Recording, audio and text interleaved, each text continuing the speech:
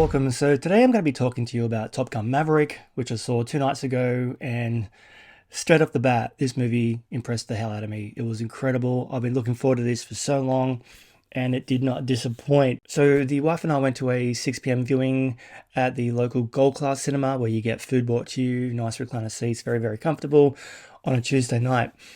It came out the Thursday before, and the reason we picked the Tuesday night, which is pretty random for us, we don't usually go out on a school night, this thing has been selling out like crazy, so we had to wait a few nights to go and see it. So, as we all know, it's a very popular movie. The original Top Gun has been at the top of the charts on streaming services because people are revisiting it, myself included, before going to see this one. So on the Saturday night before we saw Maverick, we did watch the original, and yeah, it was a lot of fun. The last time I saw it was on 4K in 2020, so it had been a couple of years since I saw the original one, which I've seen a lot of times over the years, and I love it. But in comparison, Maverick really does bring a lot more to the table in regards to story and character development and spectacle. Like that first film with the soundtrack, I mean, Kenny Loggins is amazing. That film, there's not a lot going on to it like it's beloved, but there's not a lot of plot. It's pretty thin. There's a lot of style over substance, and that's fine. It's a 30-plus-year-old movie. People love it. I love it. But just revisiting it again, I did kind of see the flaws in the film. But Maverick was very close to being one of my favorite films I've ever seen. It was incredible what Tom Cruise and the team have brought to this movie. We've got the emotional stakes for all the characters. We've got the spectacle of the flight scenes, which we know were done in camera. And they found an engaging and interesting story that wasn't too complicated, but really suited what this movie wanted to be.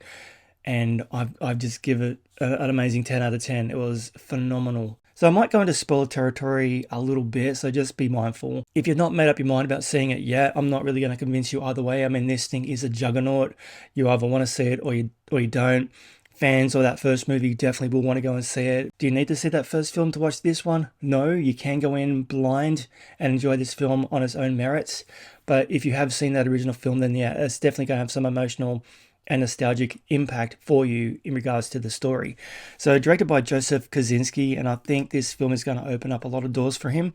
Going back through his movie catalogue, I have seen a lot of stuff that he's done. He directed Only the Brave, which I've not seen yet, but I'm very keen to watch. Oblivion, also starring Tom Cruise. And Tron Legacy, which was also a sequel to a much older movie. I really enjoyed both of them.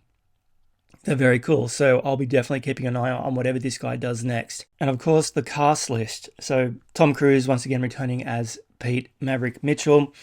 Compared to that first film, he definitely has a lot more to do in this one. His character in that first film was a very cocky flyboy who has a tragic personal loss, and then he kind of has to move on from that. His journey with that loss isn't really explored. It's explored here. 30 years later, this is a man who is still completely heartbroken by the loss of his best friend. He has never forgiven himself. So it's his journey from getting that confidence and that self-respect and forgiving himself and letting it go and moving on. That's what this story is about, that emotional weight of Maverick and his journey moving forward. And Goose's son is a big part of that, played by Miles Teller, who is currently in the TV show The Offer, which is incredible. The story of how The Godfather was made, he's amazing in that. But what Miles Teller brings to this film is the emotional heart and the center of the film, being Goose's son.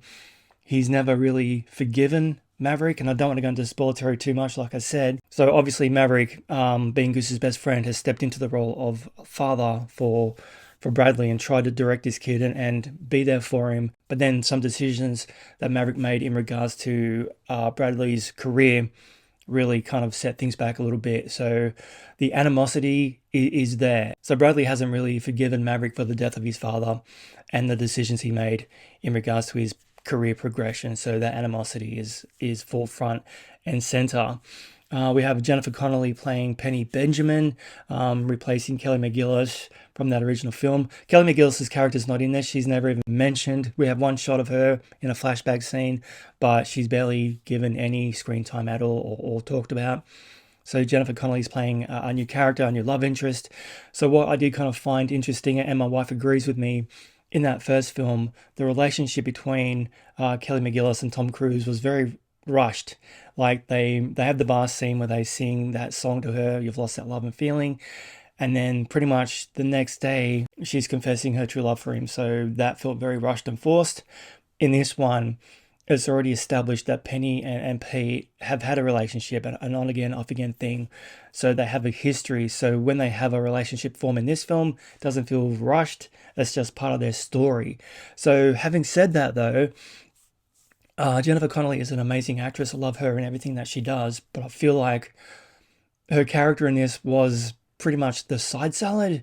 She didn't have a lot of importance to the plot. I mean, it was good for Pete to have a story away from Top Gun and all the airplanes and the teaching of the kids, and as his moment to express his grief and his shortcomings of being a father for Bradley. So there's that, but it did really feel like that was kind of pushed to the side for an actress of Jennifer Connelly's caliber. That she wasn't really utilized a lot in my eyes. And now this was a nice surprise for me. I didn't know he was coming back. I was hoping like his portrait was in the trailer, but Val Kilmer does return as Iceman in pretty much a cameo appearance.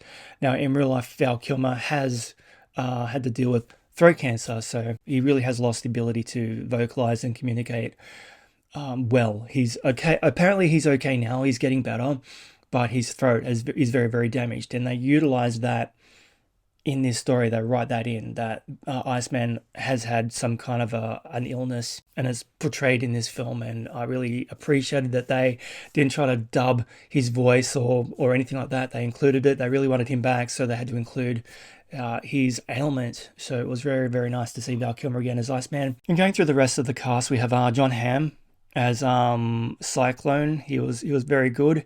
Monica Barbaro. So we have a female in the Top Gun crew this time. The ladies weren't really given much service in that original film, but in this one we have Monica Barbaro playing Phoenix as one of the Top Gun pilots. So it's very cool to have a female element.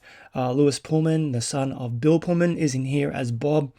Jay Ellis as Payback, Glenn Powell as Hangman, Danny Ramirez as Fanboy, Jack Schumacher as Omaha, Manny Jacinto as Fritz, Greg Tarzan Javis as Coyote, Cara Wang as Halo, and Jake Picking as Harvard, and Raymond Lee as Yale. So there's a pretty big cast of Top Gun pilots in this film that Tom Cruise is training.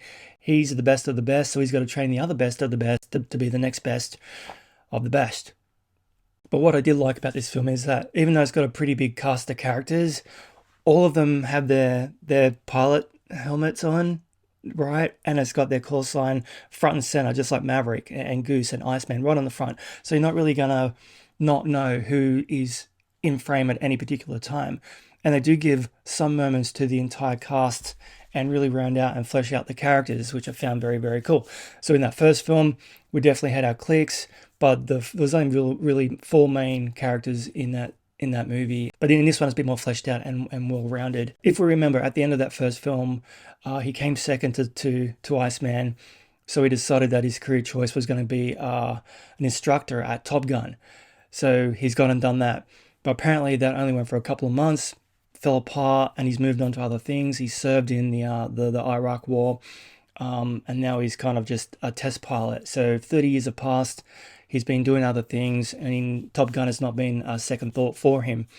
But now there's a new mission that needs to be done. There's a thing in a very hard-to-reach place that needs to be destroyed, and only the best pilots can get there. So they're bringing in all the Top Gun pilots to be trained by the best, by Maverick. And he is going to be teaching these kids everyone's a kid to me, I'm that old. So now basically Tom Cruise's character Maverick is now Jester, Michael Einstein's character from that original Top Gun, which I found very, very cool. So yes, the plot is not overly complicated. It's pretty straightforward, and the mission itself is explained very, very well. I mean, the pilots have to do a test run over and over again, and Maverick keeps testing their limits, shortening the run time, really pushing their boundaries so they can accomplish this mission. And it's explained really well, so you're not really lost or confused as to what's going on. And of course, the big selling point for this movie was that there was no CGI used in the film. Everything was filmed in the planes in camera. So all the behind the scenes stuff has really kind of shown us that the actors did go through a lot of training to do the flight scenes in this movie, but they're not actually piloting the craft in these scenes. They have done a lot of training, yes, but piloting these $1 million aircraft from the Navy, no. They are in the aircraft. They have got pilots in front of them. The camera is directly on their face. So everything they're doing in the aircraft is filmed in real time in the air, going incredibly fast and doing all these maneuvers. So all their reactions, all their acting is done flying in these planes. That's all legit. It's real. There's no CGI. There's no special effects. It's all legit. Initially, I thought that they were flying the planes, but that they wouldn't do that. There's some great behind the scenes stuff you can find on YouTube to kind of really go into it. But if you really thought about it, how would they fly an aircraft with a camera directly in their face, concentrate on flying and not crashing and dying, while still maintaining like acting? Like it wouldn't happen, but it is done so incredibly well. And the flying scenes are just exhilarating. What they've captured on camera is just absolutely insane, and seeing it on the big screen is an absolute plus. I've already pre-ordered my copy of the 4K. It's going to be released on 26th of August, so a couple months away. I'll be able to watch it again on my big screen. But man, it was really worth the ticket price to go and see this at the cinema. It was a marvelous movie. The soundtrack, Lady Gaga's doing the new song, but of course we have got Kenny Loggins back. The opening of this movie is verbatim the same shots as that first movie. It was incredible. It was just such an epic opening, that nostalgic feeling from that first film. The moment that Kenny Loggins riff kicks in for Highway to the Danger Zone, once that starts, and once again the Harold Faltermeyer score is back, and that's just such an epic score. It really does enhance the feeling of returning to Top Gun. I mean, the soundtrack to that first film is just iconic. It's part of the DNA of what made Top Gun so successful. And Tom Cruise, like I said, he really has got a lot more to do in this film, a lot more range. So there's a few emotional moments in this film that he really kind of pulls off. In particular with Miles Teller. I don't want to spoil the ending for you, but a majority of the audience in those last 5 minutes were just crying. It was such an emotional release, and the movie being such a joyous occasion and a fun experience shared together with so many people in a theater, COVID be damned. Man, it was, I've left the film just feeling so giddy and so happy that they pulled it off. I mean, they waited so long to give us a sequel, and they nailed it. It was incredible. It was just a fun night at the movies, and I cannot wait to see it again. So yeah, I'll give it a 10 out of 10. Better than the first film, but definitely watching those two back to back would be a really good afternoon in Top Gun and Top Gun Maverick. I don't know if they're going to do any more. I feel like the story's closed. I mean, this could have really been a massive franchise back in the day if they had decided to continue on making more stories, but Tom advanced his career and did other things, mainly concentrating on Mission Impossible, obviously. Part 7 and Part 8 to those are coming out next year. But yeah, Top Gun is just something special. It's just a quintessential film of the 80s. And that's what this film felt like, a love letter to 80s action films. It was just so good. So do I recommend you see it? Hell yes.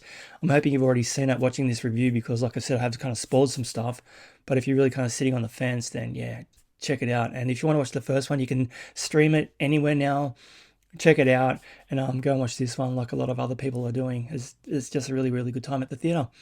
All right, thanks for watching. Catch you next time.